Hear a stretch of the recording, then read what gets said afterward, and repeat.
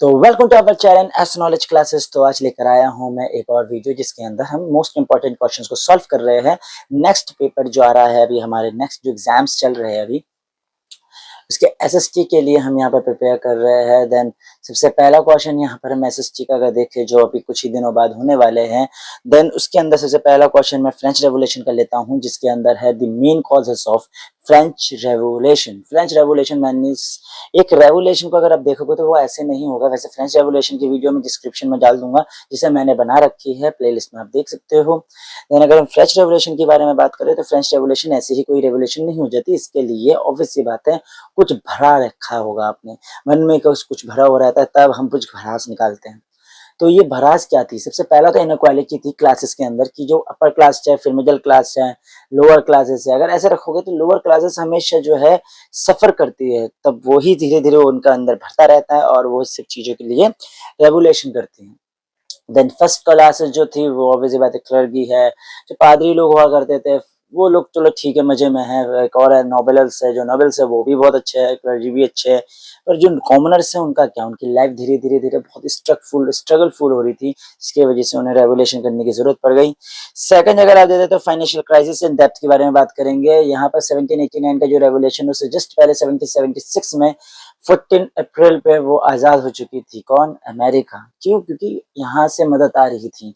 जब फ्रांस बहुत ज्यादा मदद कर रही है अपने ही पैसों से, या अपने ट्रूप्स लगा रही है, बहुत पैसे लगा रही है, किस लिए? ताकि एक अमेरिकन कंट्री जो है कॉलोनियल से आजाद हो सके। तो इसमें वो अपने ही पैसे इतना ज्यादा इन्वेस्ट कर रही है, इतना लगा रही है कि वो कर्जे पे भी आ रही है। और वो जो आजू बाजू जितने भी उनकी इकोनॉमी में होना चाहिए, उनके जो जो कॉमनर्स हैं उन पर वो सही तरीके से नहीं कर रही है, लेकिन अपने ऐशो आराम को वो पूरा कर रही है। इसके कारण वो फाइनेंशियली बहुत ज्यादा डाउन चली जाती है। एक दूसरा कारण था जिसकी वजह से वो सही तरीके से सोशल तरीके से संभाल नहीं पा रही। इकोनॉमी किसी भी जगह पे डाउन होगी, इकोनॉमी कहीं भी डाउन होगी तो वहाँ के कॉमनर्स और जो लोकल है, जो सफर कर रहे हैं, जो टैक्स पे कर रहे हैं, वो पसंद नहीं करेंगे। वहीं थर्ड देखते हैं तो ये एनलाइटमेंट आइडियाज के बारे में था, क्योंकि कुछ लोग यहाँ से पढ़ने के लिए बाहर गए थे।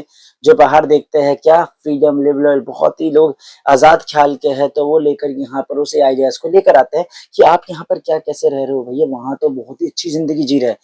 यही चीज मोड़ लेती है और धीरे धीरे धीरे इन एनलाइटमेंट आइडियाज की वजह से एक रेवोल्यूशन हो पाता है, क्योंकि कोई रेवोल्यूशन को लीड करने वाला भी चाहिए। विदाउट लीडर कोई टीम कैसे चलेगी? तो एक लीडर मिला और एनलाइटमेंट आइडियाज देने वाले ने ये लीड करते हुए फाइनली इस रेवोल्यूशन को सक्सेसफुल बनाया। वही अगला देखते हैं तो वीक मोनार्की। लुई 16 जो था उस टाइम पे बहुत ही वीक मोनार्क था, जो सही तरीके से इस चीज को हैंडल नहीं कर पा रहा था। पहली बात तो वो अपने ऐशोआराम में लगा हुआ था, दूसरा वो वही फाइनेंशियली बहुत ज्यादा क्राइसिस में झेल रहा है, और वहीं पर यहाँ पर आई हुई एक बड़ी सी रेवोल्यूशन को वो संभाल नहीं पा रहा था। तो एक वीक मोनार्क हमेशा ही हारता है और उसका जो है सारी चीजें पतन होती है, ये हिस्ट्री कहती है। यहाँ वीक मोनार्क की वजह से भी यहाँ पर रेवोल्यूशन जो है बहुत ही ज्यादा सक्सेसफुल हुआ था। इसके अलावा फेलियर ऑफ रिफॉर्म, जहाँ पर नोबिलिटी और क्लर्की को जो टैक्स पे करना है वो सही है कि वो लोग तो टैक्स पे करते नहीं हैं, और जो कॉमनर्स है वही टैक्स पे करते हैं। ये दो तरह के टैक्स देते हैं, एक टैली एक तीथ। ये जो देखा होगा आपने, तो अगर दो तरीके से यहाँ पर ये टैक्स पे कर रहे हैं और जो टैक्स पेयर है वो सब ना बनते हुए कोई एक ही तबका बनेगा, तो वो एक तबका तो नाराज होगा। भाई इकोनॉमिक अगर हम देखें तो इकोनॉमिक यहाँ पर डिस्ट्रेस और फेमाइन देखने को मिला था, जो आपको 78 टू 1789 के बीच में आपको देखने को मिलेगा। क्यों? क्योंकि यहाँ पर इतना ज्यादा जो है बैड हार्वेस्ट हुआ था, जिसके वजह से ब्रेड के प्राइसेस अचानक बढ़ गई थी। ठीक है, लोग ब्रेड खरीदने तक के भी पैसे नहीं थे। तो जब ऐसी हालत हो जाएगी कि एक ब्रेड खरीदने तक के भी लोगों के पास पैसे ना रहे, ठीक है, तो वो क्या करेंगे? ऑब्वियस सी बात है, वो एक रेवोल्यूशनरी कदम उठाएंगे। ठीक है, एक रेडिकल स्टेप्स उठाएंगे।